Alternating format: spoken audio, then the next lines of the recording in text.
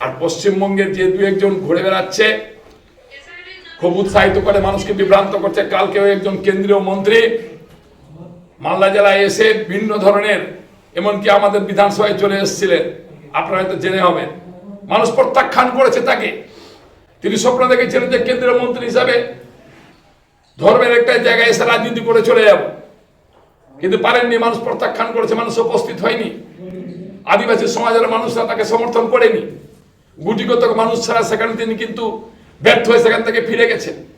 যেখানে যাচ্ছেন, বিহারের ভোটের পরে যেখানে যাচ্ছেন, সেখানে মানুষের সমর্থন যেভাবে ভেবেছিলেন যে বিপুল সংখ্যক মানুষ আমাদেরকে সমর্থন করবে, সেটা তিনি পাচ্ছেন না।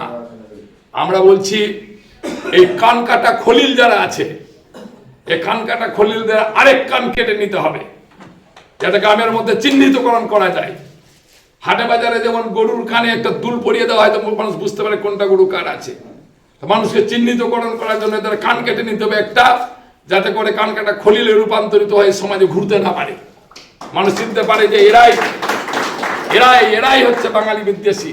মানুষ চিনতে পারে যে এরাই হচ্ছে বাংলা ভাষা বিদ্বেষী। মানুষ চিনতে পারে যে এরাই হচ্ছে সাম্প্রদায়িক দাঙ্গা সৃষ্টিকারী। মানুষ চিনতে পারে এরাই হচ্ছে গণতন্ত্র হত্যাকারী। মালদা জেলা তৃণমূল সভাপতির গড়ে বিজেপির কেন্দ্রীয় মন্ত্রী সুকান্ত মজুমদারের সফরের পরদিনই কেন্দ্রীয় মন্ত্রীকে উদ্দেশ্য করে বেলাগাম মন্তব্য মালদা জেলা তৃণমূল সভাপতির। কেন্দ্রীয় মন্ত্রী সুকান্ত মজুমদারকে কানকাটা খলিল বলে সম্বোধন করলেন তিনি। শুধু তাই নয়, তাদের এলাকায় দেখলে চিহ্নিত করে তাদের আর কান কেটে নেওয়ার নিদান।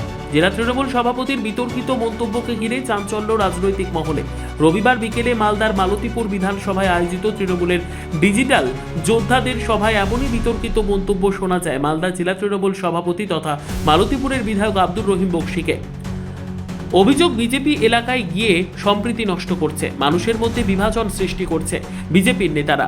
মূলত শনিবার সন্ধ্যায় মালতীপুর বিধানসভায় যান কেন্দ্রীয় মন্ত্রী সুকান্ত মজুমদার, আর তার সফরকে ঘিরে বিতর্ক মন্তব্য করেন জেলা সভাপতি। তিনি কি বললেন শুনুন। ওনারা বিহারের ভোট দেখে অতি উৎসাহিত হয়ে ভাবছেন যে পশ্চিমবঙ্গের মানুষ সবাই আমাদের সাথে চলে আসবে। ওনারা যে রাজনীতি করার চেষ্টা করছেন, জাতি বিদ্বেষের রাজনীতি, বিচ্ছিন্নতাবাদের রাজনীতি, ধর্মের নামে দাঙ্গা লাগিয়ে দেওয়ার রাজনীতি, সাম্প্রদায়িক সম্প্রীতি বিনষ্ট করার রাজনীতি, এই রাজনীতির বিরুদ্ধে দাঁড়িয়ে আজকের দিনে তাদের বিরুদ্ধে প্রতিবাদ গড়ে তুলতে হবে। তাহলে তাদেরকে চেনা যাবে কি করে যে কারা এই ঘটনাগুলো ঘটাচ্ছে? কয়েকজনকে দেখছি যেমনি বিহারে ভোট শেষ হয়েছে ঘুরে বেড়াচ্ছে মালতীপুর আনাচে কানাচে গোটা মালদা জেলা জুড়ে দিবা স্বপ্ন দেখছে।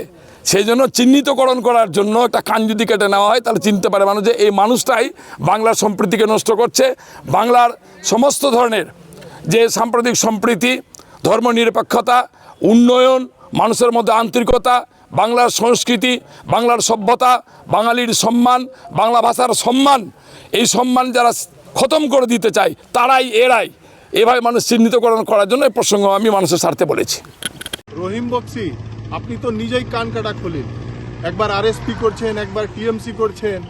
হ্যাঁ, সুকান্ত মজুমদার হচ্ছে বাঘের বাচ্চা। আপনার বিধানসভায় গিয়ে কালকে সভা করে এসছে। ক্ষমতা থাকলে আপনি কিছু করে নিতেন। তো বিজেপিকে ধমকে চমকে লাভ নাই। 2026-এ আপনাদেরকে আমরা উখড়ে ফেলবো, একদম উখড়ে ফেলছি। ব্যুরো রিপোর্ট, উত্তর বাংলা সংবাদ।